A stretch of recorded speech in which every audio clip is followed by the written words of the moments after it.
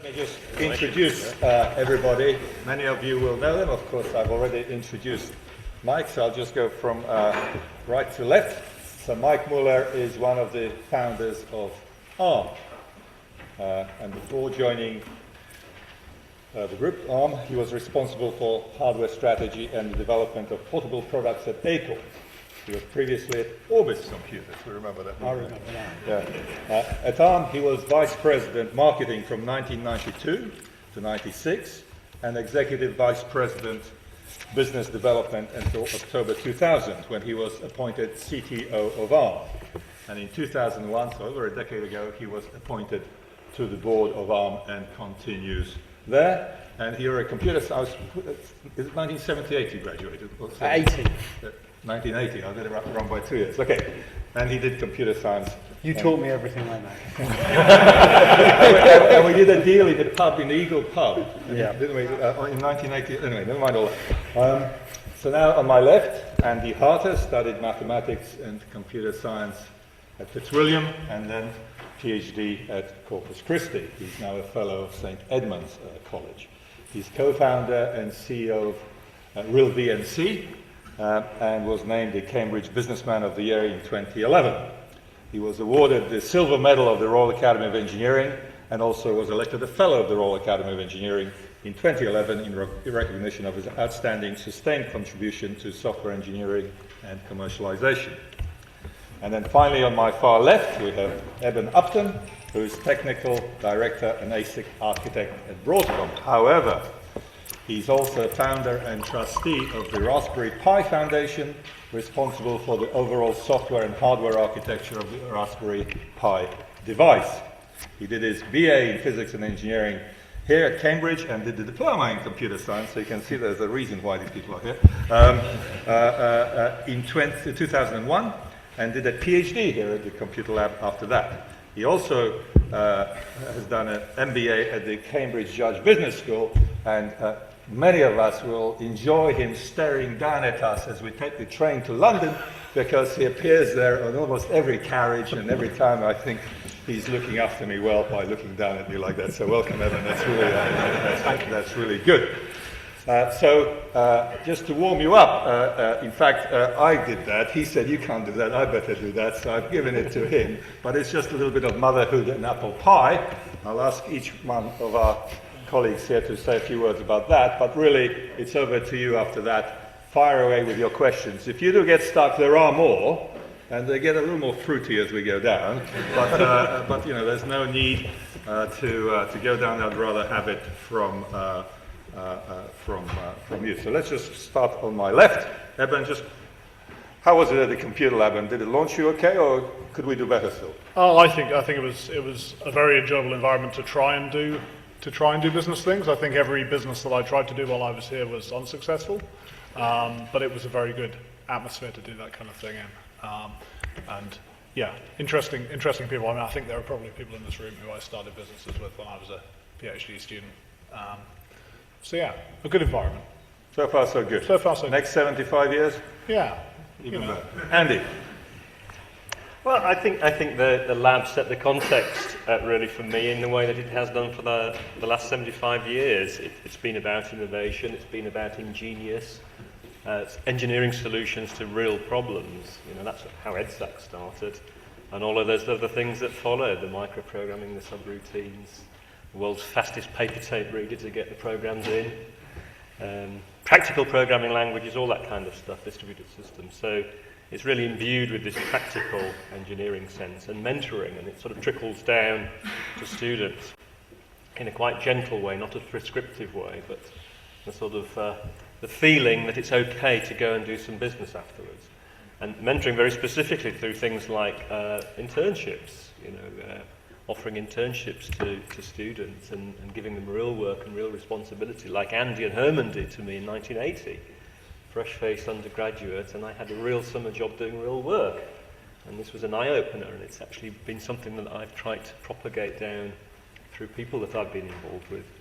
So, very much so. And peer pressure is brilliant. So, you know, second years knowing that the third years have gone on and started companies, some of them, is a fantastic thing. And in fact, the the way that we recruit, actually as a byproduct, we have people joining us as undergraduates who are inclined towards being innovators and entrepreneurs. They have the right sort of qualities that we look for anyway. They solve problems, they're independent thinkers, they try hard, they don't give up, they have attention to detail, and all of these things really, I think, go towards making innovators. Very good. Mike? Well, I guess, I mean, when I joined the lab, computing wasn't a proper subject, was it? You could only do it as a 2-year undergraduate degree. And age 19, I have to say, I was paid no attention to the environment whatsoever. Looking at what the lab is now, rather than what it was then, I think something you've created here has, there's a few principles you hold quite strongly, and the rest you're prepared to be completely flexible on. And I think that is the environment you've created, which is the flexibility to go and do things and not worry too much about the rules while keeping some principles quite hard, but be flexible on everything else. And Mike, do you feel comfortable when you come to the computer lab? We Yep. sometimes give you grief in seminars. We do. Well, the nice thing about that debate is, that there are some quite philosophically strongly held views, and there's nothing wrong with that. Now, the computer lab results speak for itself, and the effect it's had has been phenomenal. The only thing I do think was very questionable was making people learn, what was it, BCPL or something, which was the sort of forced language of the Fantastic. Fantastic.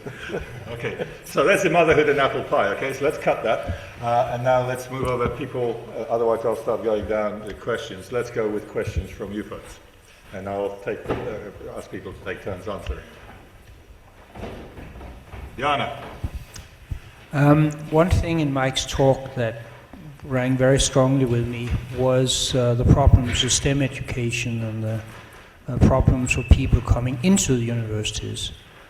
I don't teach at Cambridge, so I see hopefully a different clientele that you do, but I find that people coming in for high school and people coming in for their masters and PhDs, their ambition level is not what I would like.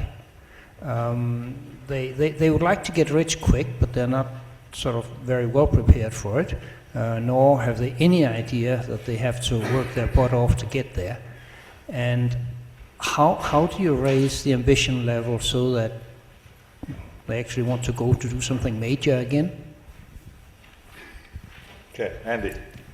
Well, I think I answered some of that in my introduction. I think we partly pre-select them, but I think we provide a culture and an environment where it's okay for them to do that and to experiment and to try. And it's not rocket science. I agree with so much of what Mike said, and I identify with a lot of that about not following perceived wisdoms, letting people just get on with things. I have an apology to make to Mike, though, because I didn't realise that free software would cause you to change your business model. And since I was responsible for some very early examples of free software, I'm sorry I killed your dog. Okay, and Ellen. I guess, at ARM, we've had most of the people we hire as interns, paid interns, for 1, 2, 3 years before we hire them. So I suppose we're selecting for the people that do have the ambition and drive. I think hiring in Europe is a challenge. That's why we've got, we're growing more and more, China, India, America. So there is a shortage of talent, but the people we do hire do have drive and ambition. Eben. I think we often say, we did see a big reduction in the number of people applying here, probably from 1995 to 2005. We had got kind of fat and happy, maybe on the back of the hobbyist thing in the 1980s. I think that it's the lack of a hinterland is probably, though, it's never going to be a problem here. I don't ever believe, if we do nothing, I don't believe that it's going to be a problem filling this building with bright 18-year-olds who care about computing. I think the problem, though, is that I don't think we can sustain an industry on the back of just that little creme de la creme. So widening participation, widening access, bringing people who aren't necessarily academically super able into the engineering pool. A lot of computing jobs are simply not very hard. from an academic perspective. And so I think there's real scope for focus there. And then there's scope for focus in just widening participation, getting girls, as you said, getting girls participating in STEM education. That's such low-hanging fruit. That's an instant 2x. Going and grabbing that would be a great thing. Well, there's an interesting case. You can walk around the valley at the moment, and two things strike me. One is how the head of engineering is nearly always a Brit. So we seem to be creating a culture where we have great engineering people, but they end up going over there. And then the other interesting thing that's very noticeable at the moment is how often the founder of the company is from Asia, so South Korea, places like that. So we definitely are not creating the same ambition among our young people to go and sort of strive for things. And that falls into this very woolly, difficult cultural area about, what do our young people want to achieve? What are their role models? What do they see themselves wanting to do? And very difficult area, but, we have got to do something about that. Otherwise, it fits into the why people don't study STEM subjects as well. So the whole thing is kind of wrapped up in some way. Thank you. Okay, next question. Robert. It's Robert Stansom. I work with a lot of startups, as you know, in the area, and I certainly agree we have world-class innovation. I also agree with Mike that we're not very good at product marketing. We actually don't understand it and don't believe in it necessarily. The other thing I find that a lot of the engineers, a lot of the programmers and computer people I work with don't really buy into is doing world-class, particularly software engineering. In hardware engineering, you're sort of forced to do it because there's no choice. But in software engineering, there is clearly a choice between having this model of people being very talented individual programmers and just going and doing anything their thing, versus working in a team, understanding whether you're going to do what methodology of development you're going to do, how you're going to build your requirements, how you're going to do your automated verification. All of this thing that lead to world-class software engineering. And it's not old-style stuff, it's all up-to-date kind of stuff. What do you think the computer lab should be teaching, or what do you think schools should be teaching in order to improve on this? Do you want to have a time to think? Yeah, you're going to have to give me time to think about that one. I've been thinking for about 5 years now, and maybe another minute. Maybe another 5 years. But do you think world-class engineering is what you need at the beginning of a startup? No, you need it. I think it's about 10, 15 people. Yeah. That's where I get involved and got past the initial ideas. I've done a prototype. How do we take it on from there? How do we make sure it works in a wide variety of situations? But I'm not sure if that is something you do want to teach too much, and I think the computer lab, certainly in my day, took the attitude of we'll teach you about things that are possibly of no direct use to you whatsoever, and you'll go and pick the rest up elsewhere. And maybe that's where the Valley has the ecosystem that means you can find the mature engineers who say this is how we're actually going to have to make it work, and the younger people who actually have the ideas. And I'm not sure you want people to come out of university fully formed and mature and capable of running mid-sized businesses from day one. I think you need an environment that puts together people with that experience along with people who don't realise it's supposed to be a difficult problem. I think there's value in getting to people while their brains are plastic and young, while they still have the ability to think about things. So definitely, I think giving people some grounding at the school level in the sorts of things that they're going to need to do in their careers. I think you can do that. I think, as you say, it's extremely hard to come up with any kind of prescription beyond sticking people in a team with a lot of people who've done it before. Team thing is something the US does a lot more. Yeah. College, school, I think. People have to work together. Yeah. I mean, I guess on some level, I'm not sure that we have a culture in this country that breeds, in organisations, that breeds people who think that way. On the other hand, having worked with organisations in the US, I'm not sure I've ever really come across any organisations over there. And I think there are some very big examples of US organisations that have never really cracked this issue of how you turn even very, very talented individual contributors into highly functional team members. I think you need both. The way there's always this challenge. I think it's very different for an arm where you're going to make a design and that's got to work. In the software world, you have your fighter pilots, and these are the people that can get a demonstration version or get the thing to recognize something that couldn't be recognized before. They're the ones that break the back of the problem. And then you have the people that have to write the code that is going to get shipped in 400 products and go all over the world and mustn't fail. And it's a real management problem because they're culturally completely different types. But in enterprise software, you want both. Now, there's one very interesting dynamic coming along, which is the cloud. So the model in software used to be that you had to write it, you had to test the hell out of it, it had to work in every environment, and if you got it wrong, it was a disaster. In a cloud environment, you can go in and change it at any time. So there is an argument in the industry at the moment that if you imagine you've got a sort of balance between these two, but the balance is going to shift slightly for the fighter pilots because of the cloud coming in, because you have the ability to just go and make a change in the way that you don't when you've shipped thousands of copies of software out into the world. Whether that happens or not, I don't know, but it's an interesting debate. Mix of people in teams is what we do, and finding people with who want to own a project, and have responsibility for that. And it's not always the most experienced person. Sometimes it can be a less experienced but enthusiastic person. So finding the right person to lead, using experience, the loner, but absolutely never an absolute loner. I would never recruit an absolute loner because you can't integrate them. And then the other thing about methodology, absolutely not prescriptive, and perhaps controversial, if I could, I would burn every book on Agile. But you're not prescriptive. If I might be allowed a little corollary of that, just perhaps a quick comment. I mean, looking forward the next 10 years, Cambridge is a curious mixture of what in America would be called a liberal arts college and MIT.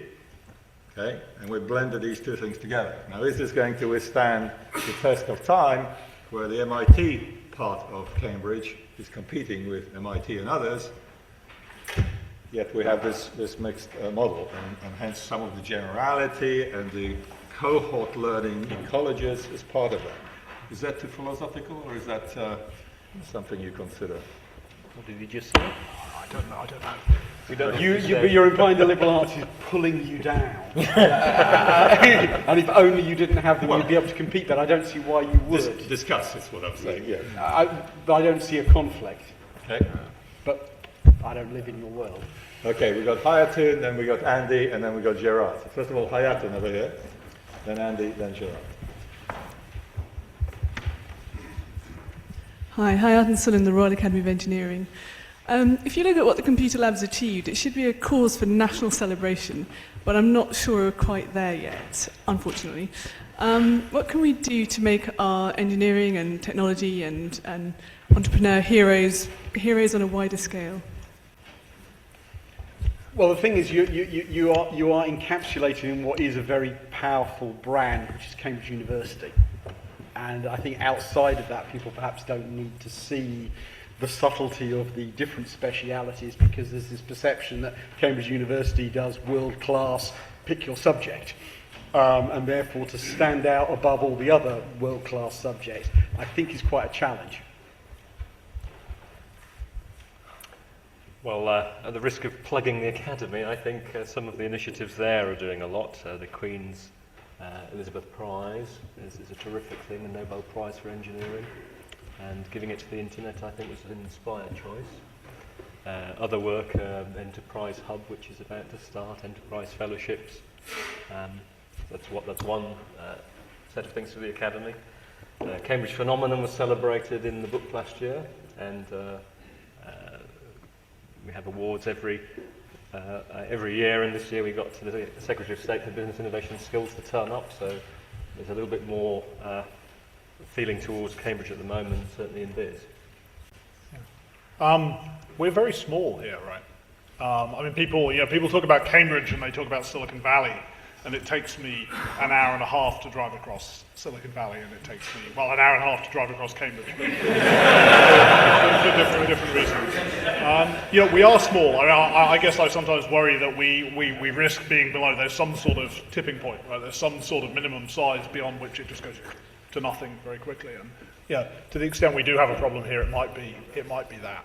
I think that it's not so much necessarily about making Cambridge look good. It might be about trying to make Britain a more integrated, trying to make Britain look like an engineering, trying to aggregate together all of that great engineering that we do all over Britain, not just, you know, in microelectronics we've got lots of stuff here and we've got lots of stuff out near Bristol, and then we've got little hotspots around, and maybe just trying to aggregate all of those together and have that as a single brand might be a way of avoiding that black hole.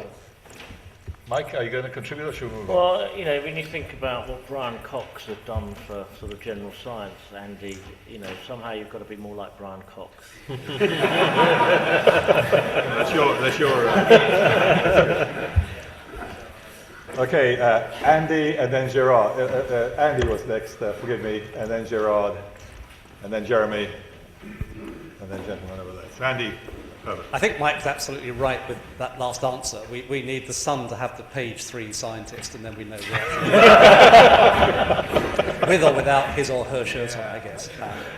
I was going to return to the previous question. As I look at the book and I think of my own time in the computer lab, and indeed, if I look at most of the people on the panel who are in the computer lab, that period in the late 70s, early 80s, and before then, the lab was defined by a major project. One in the early days, EDSAC, EDSAC 2.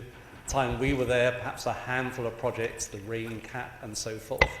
And that certainly encouraged teamwork. You thought of your contribution to the project, and if you got a thesis out of it, that was nice. And some idiot in the group would have to write a paper because you had to write papers. All that seems to have been lost across the academic system as a whole, with things like REF making people compete with each other, making it very difficult to work on projects in a contributor role. How do you think the lab is succeeding in still having that project ethos? Are there things that could be done to make it easier for you to do large-scale projects? You'll have to answer that one.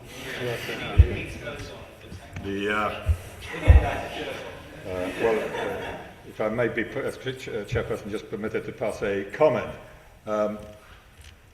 You are quite right, and the pressure is the wrong way. But fortunately, the wonderful and crazy thing that Cambridge University continues to be still leaves enough wriggle room that, for example, if somebody wants to start a company and sits in an office on that side of the building, there's no space policeman.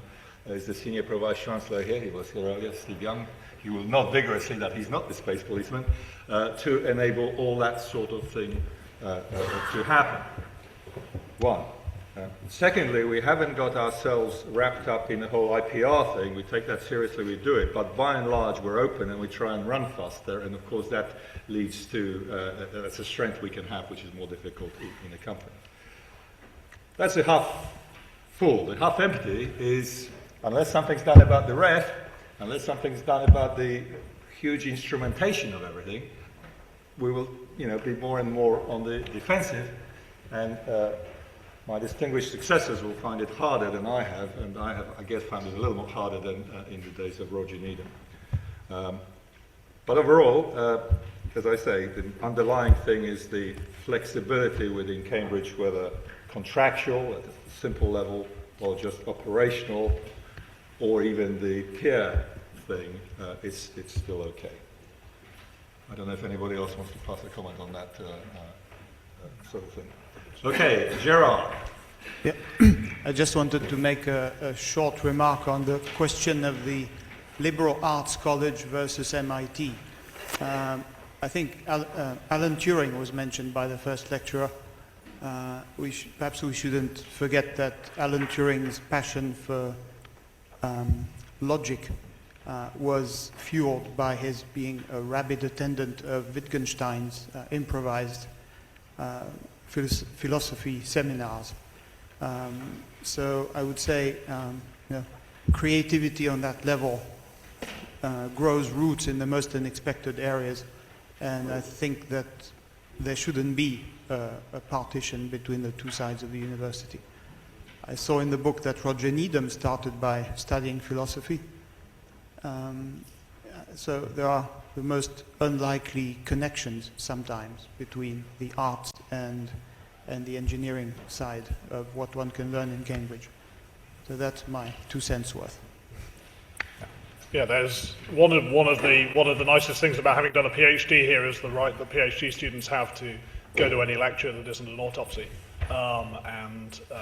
Probably the most interesting lecture course I ever attended here was legal philosophy lecture course when I was a second year PhD student. It's absolutely fascinating and absolutely nothing to do with anything else I've ever done at this place, but it still sticks with me. I used to go to music lectures. Hold on, so just 1 second. I agree with you, if I may again, but nevertheless, it goes Caltech, MIT, us, so to speak, in terms of that focus. And I think we will continue to be successful by having the blend, but Caltech's very focused, very good, and kicks ass. Right, Jeremy was next, the gentleman over there, and then it will be Nigel after that. I'd really just like to pick up in a bit more detail on Eben's passing comment about Bristol and other centres of excellence here. I spend a lot of my time actually working in Bristol, and I find it frustrating that I can talk to groups in 2 very eminent universities doing the identical thing, neither talking to each other, and I see that reflected in business. And how could I ask the panel to just delve a little deeper into how do you fix that? So those centres of excellence in Bristol, in Manchester and elsewhere actually start to hook together and create a more Silicon Valley-sized scale. Well, but the challenge you have there is between competition and some collective approach to a problem. So some of it in business is undoubtedly, it's duplication, it's inefficient, but it's competitive and you get better solutions. So if you make all universities work together all the time on problems, you're into the EU Commission project Euro funding, and that doesn't all have good outcomes. It's also starting to feel dangerously like industrial policy, which I'm not at all sure the government should engage in. And picking winners is really hard. I mean, for me, there's probably an accurate perception that a lot of the success in Bristol is the result of industrial policy, is the result of a lot of previous governments' industrial policy. In terms of how I've seen stuff in Cambridge and Bristol work together, Broadcom bought companies. Broadcom has bought companies in pretty much every one of those little things and then made them work together through, a company-specific form of central planning. It does work. It has all those inefficiencies. It has all those inefficiencies that you mentioned. It's not really clear to me, though, that there is a non-sledgehammer approach to making that work. Whether the government can find a little sledgehammer that it can use to make the universities talk to each other a little more, I don't know. It would be a shame if the only way we can make people work together is to have a big American multinational buy people. Yeah. I guess here, I wasn't really making a case for picking winners, but I can't help feeling when I compare the valley, and quite honestly, from one end of the valley to the other end isn't that much different from here to Bristol. There is communication and engagement between our ends, and we seem to have that broken in this country. We sit in our little silos. We have a wonderful world of Cambridge, and a wonderful world of Cambridge, and Cambridge only English and Wits. You'll have to bear with us today. It is our 75th.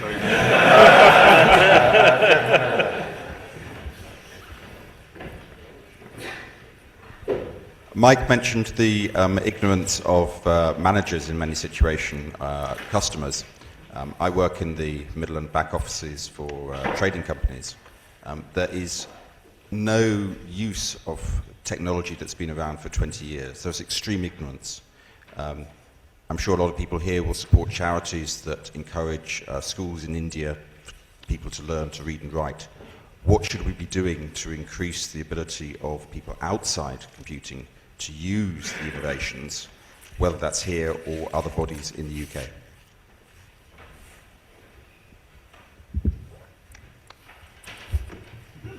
Well, I mean, I guess Raspberry Pi is something. I was going to say, I'm not going to say it for you. I think it is important. I think that the attempt to manage one thing it feels like we do very badly in this country is to produce people who can manage and people who have some degree of understanding of the thing that they're managing. Sometimes we have both. We're probably better at making the people who do than the people who manage, but we're really lousy at making the two together. And I don't, again, like the issue with, how do you make, team players? I'm not sure that anyone has solved this problem. We know it's bad here. Maybe it's bad everywhere. I don't have an answer.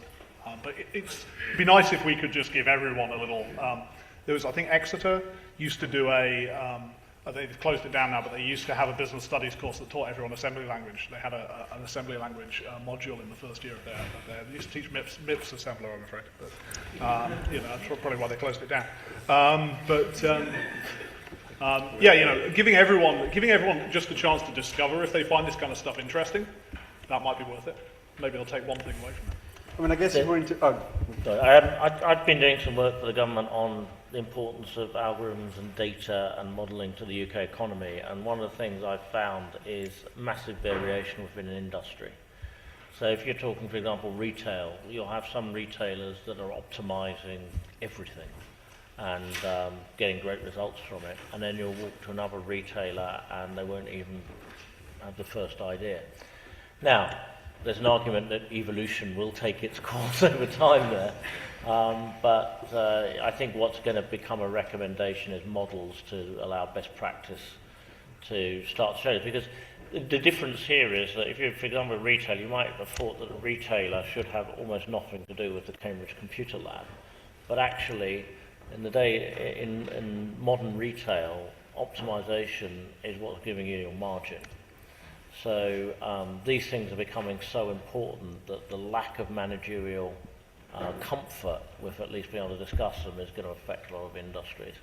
So there is going to be a big push, I think, to try and get some concept of best practice in these areas. But it's also a long-term problem in that if we're not teaching STEM subjects, then people graduate, they go off into an industry and they don't have a STEM background, which means they feel slightly uncomfortable when this conversation comes up. So we have to do it all the way from high school upwards. I mean, I agree, and I think perhaps if we're going to follow Andy's model of burning books on Agile, but we potentially have to burn all the books on the Industrial Revolution and remove from the UK psyche the view that engineering is something that has people standing in front of large machines and chains, and it's some old thing that's turned into plumbing. And I think while that attitude is there about engineering, people don't want to touch it, whether it's businesses that don't think they should need to understand it or kids not wanting to study it. So getting rid of the concept of the engineer might be one thing to do. Okay, let's move on. Nigel next, and then Keith. Nigel Fine from the Institution of Engineering and Technology. All the surveys that we run show that this country has a looming problem of skills of young people going into engineering. Now we know what the problem is. We've heard it already from Mike regarding young people taking STEM subjects, not enough women going into engineering, not enough young people taking physics.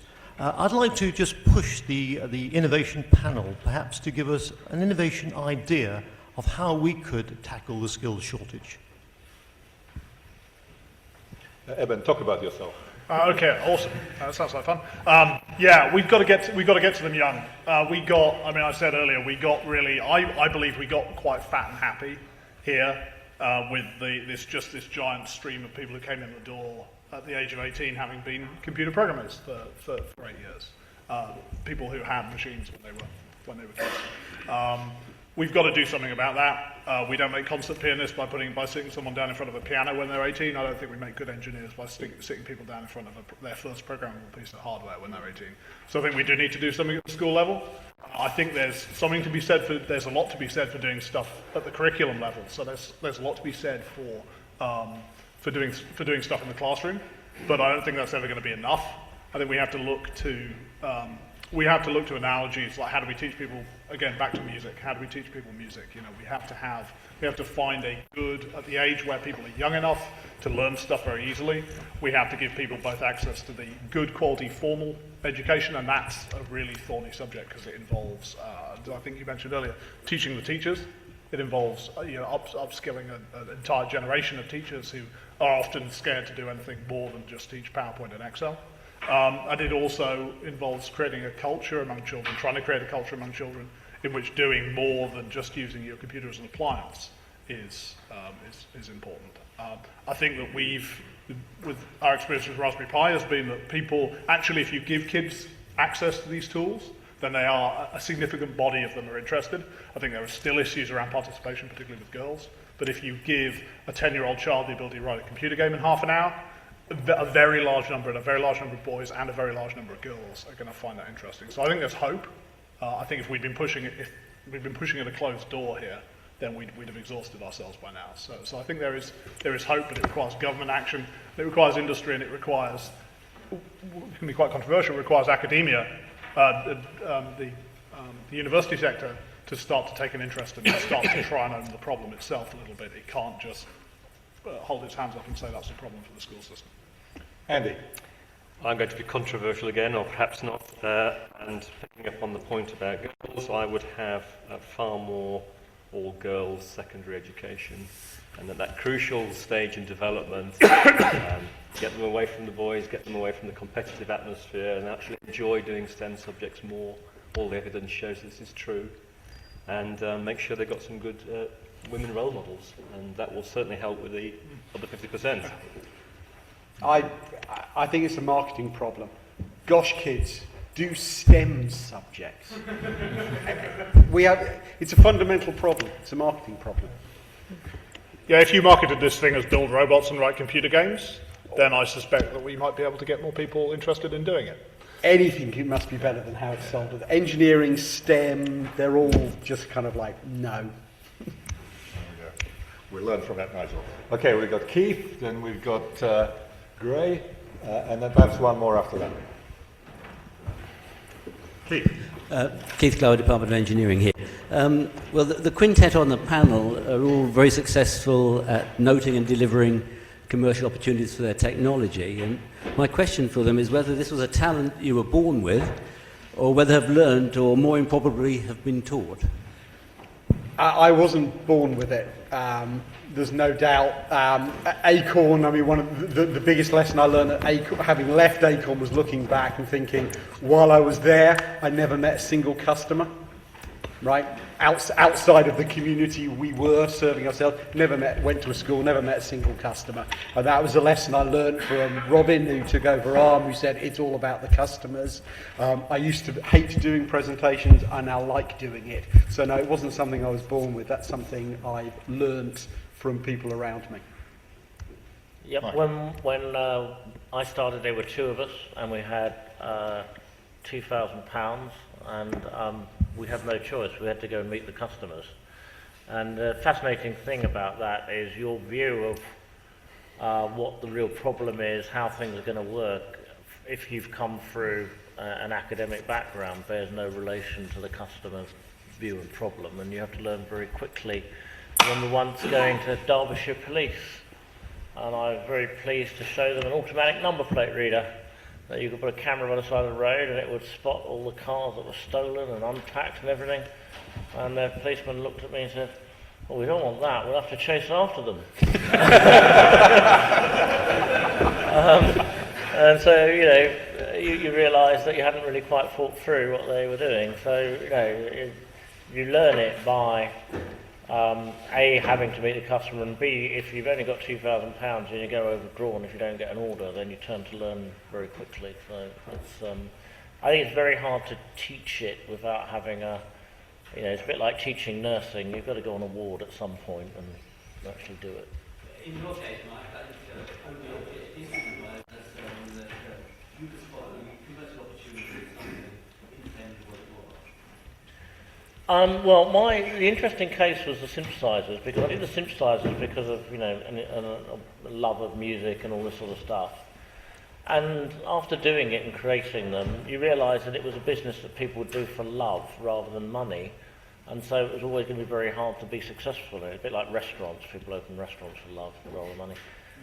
But you learn the hard way, right? Let's think of something now where people will pay lots of money and go out and do that. So you know, my experience is it was completely learned out of necessity very quickly. Yeah. I don't think it can be taught. I think you either have it or you haven't, but I think it's latent in a far greater number of people than it actually expresses itself in. So I think we can do more to coax it out and mentor and to give examples. Yeah, there's a risk that I think there's a risk here with the kind of the entrepreneurship teaching that we do here at Cambridge. Is it can turn a little bit much into kind of an X factor model of it's very focused on the pitch, and it's just you're waiting for some sugar daddy to make your day. I think a lot of these students who go to either the formal or the informal entrepreneurship education here at Cambridge would be much better off trying to sell something on eBay. And just do something. I did my first startup when I was a third year here, and I made a vast number of mistakes and learned an awful lot compared maybe to anything that I've learned in a lecture theatre. Okay, Gray, and then last question. Hi. It seems to me there's a kind of model for Cambridge startups where they kind of work hard and they perhaps grow a bit, they IPO, and then they get bought by an American, and then, in my experience, they probably get closed down. But my question's not really about that. It's that there's now a sort of a possible model for Cambridge startups where they think that where you could use, the aim of being bought by an American company as your vision. And I was just wondering what Paddle thinks about that and what it means for innovation. I think the aim of being bought by an American company is not a good thing. The simple situation is that if you look at an ARM has done, as one single company has done so much for the UK because it's proven that not only can it be world class, but it can completely slam what would have been seen as unassailable competition. It's trained a lot of people. Those people now know about all the things to do with those technology businesses, and it's only happened because it wasn't bought when it was valued at 100 million. In which case, the reality was that it's very hard for the centre of gravity not to move over. Now, that's not to say that companies don't have research labs all over the world now and everything, but it's still a different situation. A very good friend of mine was the managing director of Yahoo Europe, and once said to me that they were, a particular role was lower than the receptionist in Sunnyvale. And the point being that there's no real power in that situation, whereas when you've got a company that's come out of Cambridge, you don't have that bias against you. You may well still decide to make decisions all over the place. So I think it is really important that our smaller, younger companies don't have that model of being acquired away. So for example, in the genetic space at the moment, we're seeing some great genetic companies coming out of Cambridge to do with all sorts of parts of the process, and they're just getting snapped up because the American valuations are so large. And that's a shame because we would have an industry here if that didn't happen, and those got to be $3-4 billion businesses. So it is important. By the time you're at a $10 billion market cap, it doesn't matter because if someone buys that business and screws it up and moves, the people don't move. They go and start new businesses here. So.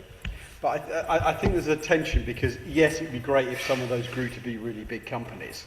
On the other hand, there's no bad thing with companies being created. They get bought, the people move on, they start another one, and you look at the Valley and there's people who've done it 5 times, whereas the Cambridge model, it might be a little bit, well, this is perfection, if only we could take it all the way, rather than, well, we did it once, we flipped it, and we'll do it again. The problem is you're not training.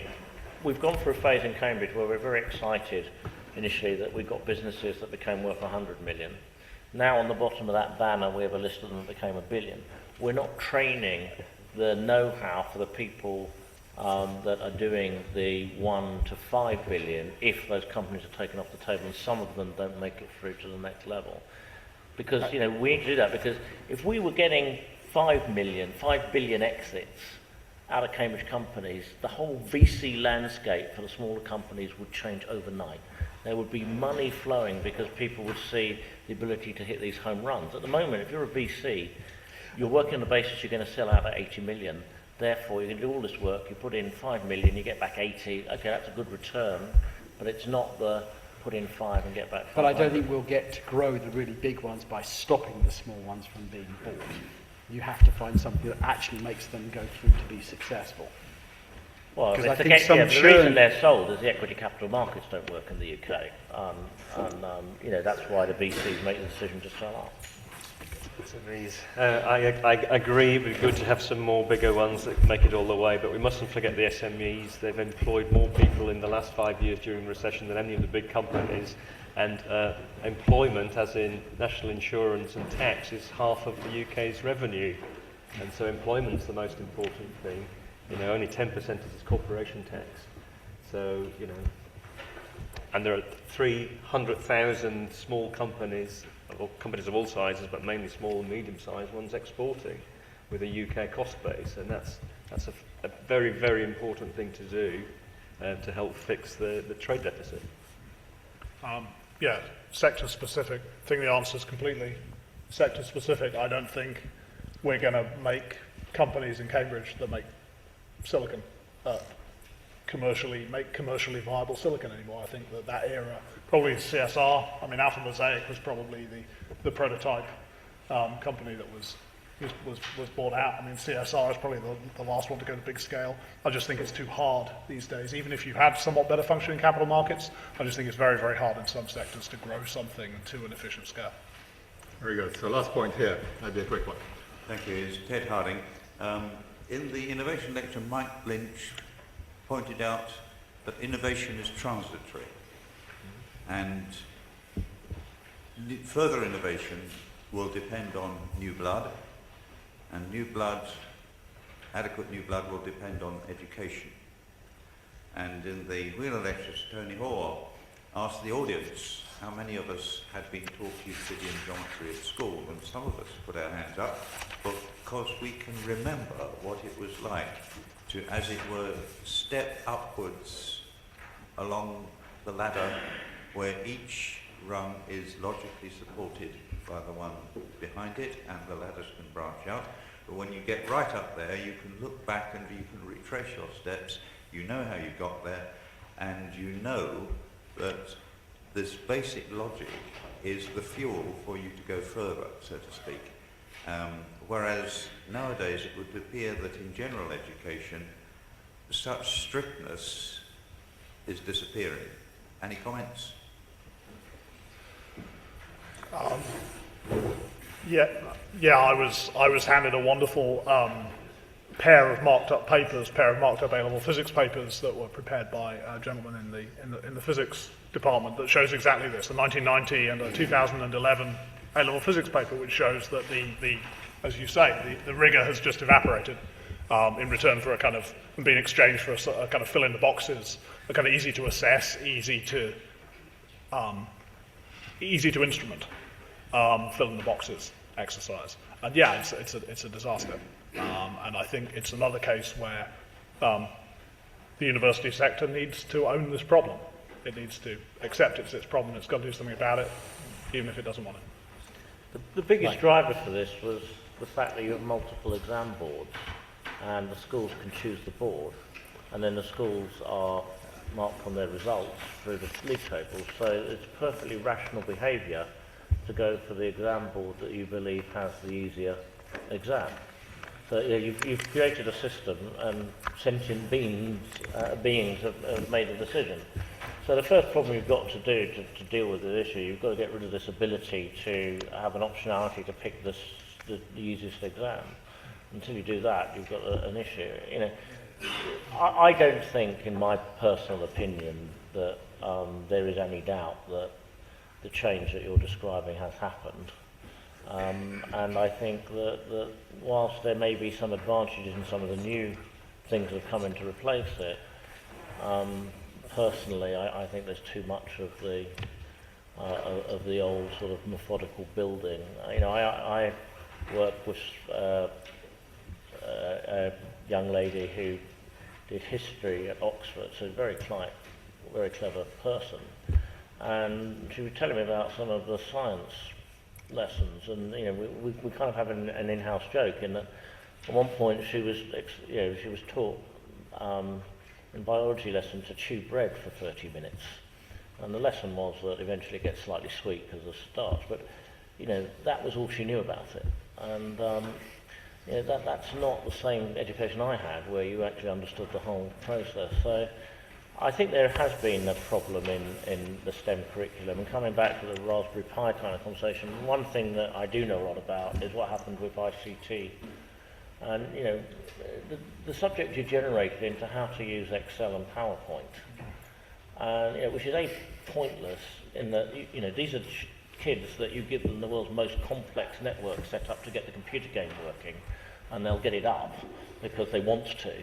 So, if they want to do PowerPoint or Excel, they'll learn it very quickly. And teaching them that, Excel's going to be different in 10 years' time. And then the wonderful thing is there are charities like Code Club that come into the schools and allow them to write programs, and they're oversubscribed. So that something went wrong in the curriculum. I think it can be pulled back. I think there's a will to pull it back.